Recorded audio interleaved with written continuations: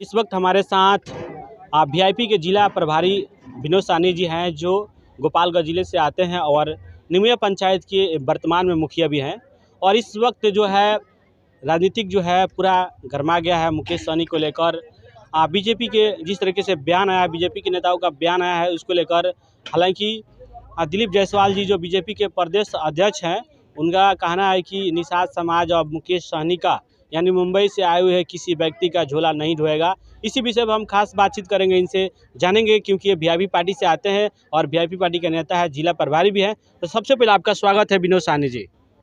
बहुत बहुत धन्यवाद आपको और आपके जितने चैनल का दर्शक हैं, मेरे तरफ से बहुत बहुत धन्यवाद। सियासत पूरा गरमा गई है और कहीं ना कहीं आगामी 2025 का बिहार विधानसभा चुनाव को लेकर, लेकिन पार्टी की तरफ से बहुत सारा जो है बीजेपी की तरफ से बयान आया अभी, जो मुकेश सहनी जो मुंबई से आते हैं, अब उनका निषाद समाज झोला नहीं ढोएगा, इसको लेकर अब क्या कहिएगा?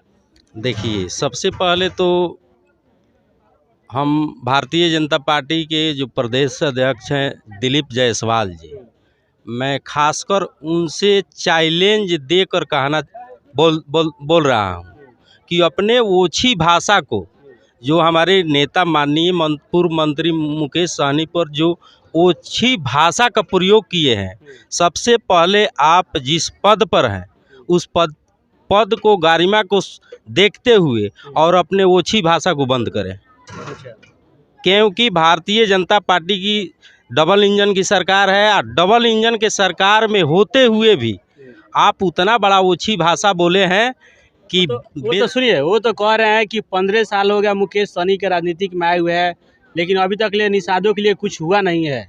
अरे भाई ठीक है, निषादों के लिए कुछ नहीं हुआ है। सरकार जैसे ही बनेगी, हम लोग का इंडिया गठबंधन का सरकार बनेगी, जितना भी 11 एजेंडा हमारे निषादों के लिए, जो हम लोग वाल्मीकि नगर, क्या एजेंडा है 11, क्या बताइए? जैसे कि मान लीजिए कि मछुआरा आयोग का गठन करना और गठन कराकर जितना मछुआरा समाज का जो लाभ मिलता है उस लाभ को दिया जाएगा। 11 को गठन क्या है बताइएगा, जानता को बता रहे हैं। दूसरा एजेंडा है कि 3 महीना जो शिकार माही बंद होती है, अभी सरकार का पॉलिसी है कि मात्र इतना दिन से निषादों को ठगते आ रहा है और 500 रुपया दे रहा है 3 महीने में, यानी 1500 रुपया दे रहा है। यदि इंडिया गठबंधन का सरकार बनती है तो हम लोग प्रत्येक माह 5000 रुपया देंगे।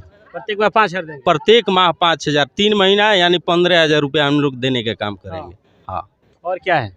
और जैसे कि जीविका दीदी लोग है, उसमें बहुत सारा गरीब लोग लोन उठा लेता है और उसका यदि मालिक का मृत्यु हो जाता है तो वो तो एथी हो जाती है बेसहारा।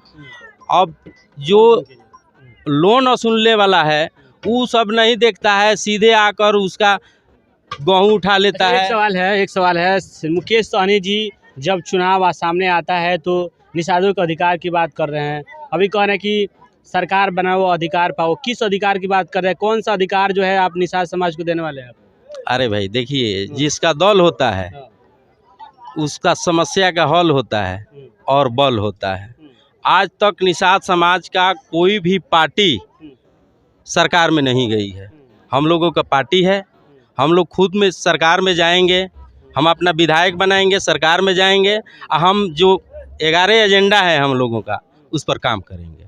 क्या इस बार भी आप लोग तेजस्वी यादव के साथ रहेंगे? एकदम बदलेंगे नहीं? एकदम बिल्कुल है, इंडिया गठबंधन के साथ हैं हम लोग। हाँ।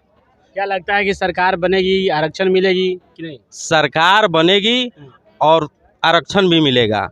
आरक्षण एकदम जरूर मिलेगा। जैसे कि मान लीजिए कि पिछले बार 2020 में कुछ तेजस्वी जी ने कुछ अगल बगल बैठे लोगों को बात सुनकर हमारे माननीय नेता का बात नहीं सुन पाए, उसके चलते हमारे नेता एनडीए में चले गए, जिसके चलते तेजस्वी कुर्सी से वंचित रह गए। मात्र 12,000 वोट, पूरे बिहार में 243 विधानसभा क्षेत्र है, मात्र 12,000 वोट से एनडीए का सरकार बना है और 12,000 वोट से इंडिया गठबंधन का जो तेजस्वी जी, माननीय तेजस्वी जी हैं, वो मुख्यमंत्री से वंचित रह गए। ये निषाद समाज जब से मुकेश सहनी आए उसके बाद के जो नेता हैं, चाहे पहले के भी नेता आज भी मंत्री है, जैसे हरीश सहनी हो गए, राजभूषण चौधरी जी, निषाद जी हो गए, मंत्री हैं केंद्र में।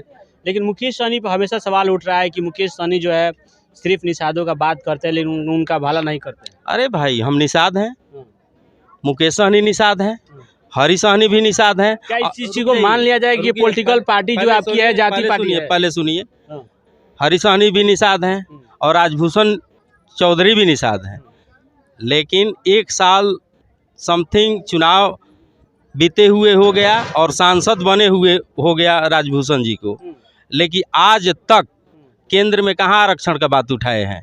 ये सब बीजेपी का बंधुआ मजदूर है। जिस दिन ये लोग यदि बात उठाएंगे लोकसभा में, मजदूर कैसे हैं? पार्टी में जीत के गए हैं, जानता उनको चुन कर भेजिए।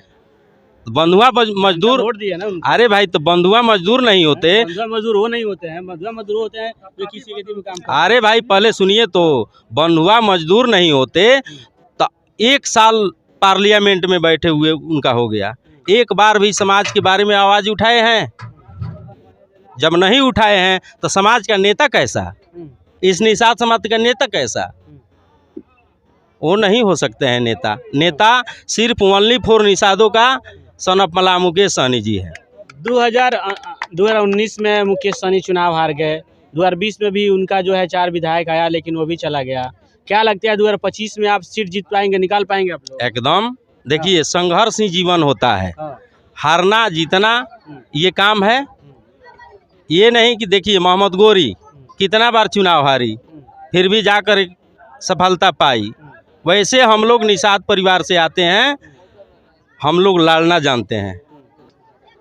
आज नहीं तो कल, जब आज का सुअरा आपका है तो कल का सुअरा मेरा होगा। हाँ, 2025 में सरकार बनेगा। एकदम सरकार बनेगी, एकदम सरकार। पीछे वही ना बता रहे थे, पिछले बार मान लीजिए सरकार नहीं बना तो एकदम बनेगा। मुकेश सहनी कहाँ जाएंगे? एकदम बनेगा, बनेगा, एकदम बनेगा। मुकेश सहनी को कुछ जो बड़ बोल लोग हैं वो बोलते हैं कि मुंबई चले जाएंगे। अरे भाई, 2014 से बिहार में रहकर काम कर रहे हैं अपने समाज के लिए। आज जब तक जिएंगे तब तक बिहार में रहकर निषाद समाज का काम करेंगे। लेकिन बड़बोल लोग जो है तो वो तो कुछो बोल देगा, कुछो कह देगा।